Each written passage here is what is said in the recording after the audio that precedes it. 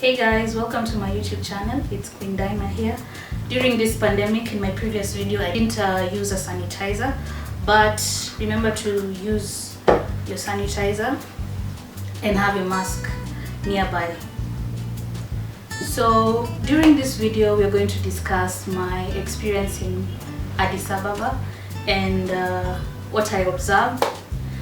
I hope you enjoy the journey with me as we go through the process.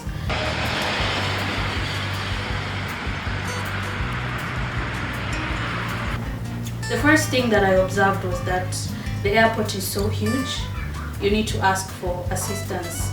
If you're a first-time traveler, just make sure you ask for help to maneuver around, because there's the baggage claim area and there's the immigration area, but the airport is huge. It's one of the largest in Africa. And another thing that I observed about Addis was that it's not as crowded as I thought it was. I traveled late last year, so it wasn't as crowded as I thought it would be. Like here in Nairobi, everyone is always busy and everyone is always towards their hustle. So it wasn't as crowded as I thought. And another thing that I noticed about Addis Ababa is that traffic is there, but you won't be worried reaching to your destination, because at least it moves at a certain pace.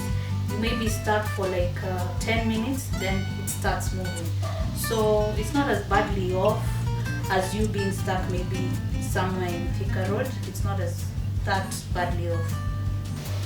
And moving on, I also noticed in one of the supermarkets as I walked around that they really have nice interior decor items, and the items that I saw specifically were certain vases, and they were really nice. The vases were really nice, glass-like.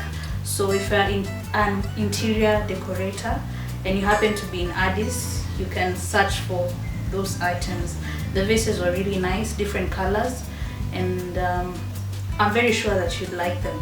So, and for the ladies, if you happen to be getting married and you're in Addis, you're in the right place to kind of get a wedding gown.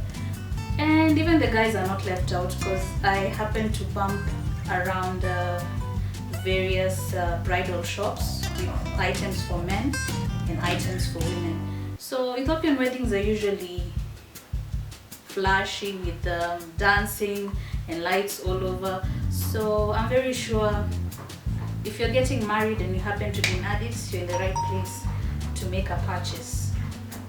So, and another point that I forgot to mention about clothing is that if you're a guy and you happen to be in Addis, you can make sure you purchase at least one pair of leather shoes, because these ones are originally made in Ethiopia, and Ethiopia exports a huge amount of leather to Europe and Asia. So you'll be promoting an African country just like your fellow country. So make sure you grab at least one pair of leather shoes if you happen to be in Addis Ababa. And another point that I'd like to mention is that if you want to at least have a memory of Ethiopia, you can also purchase Ethiopian made clothes. I did, and it is like a memory to me. But when I wore it over there in Addis, I got a lot of compliments, including from white men telling me that I look more Ethiopian than Kenyan. So I think you should try purchasing an Ethiopian made dress or shirt if you happen to be in Addis. So furthermore, I also enjoyed the Ethiopian delicacies and their coffee, their tea. It's amazing. It's a good experience.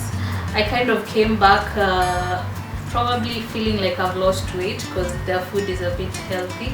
So make sure you just try one of the delicacies. At least the most popular one is injera, but make sure you eat it with stew. So in terms of accommodation, the place where I laid my rest was absolutely heaven on earth. But one thing that you will remember about Ethiopia is, the hospitable nature of the people of Ethiopia.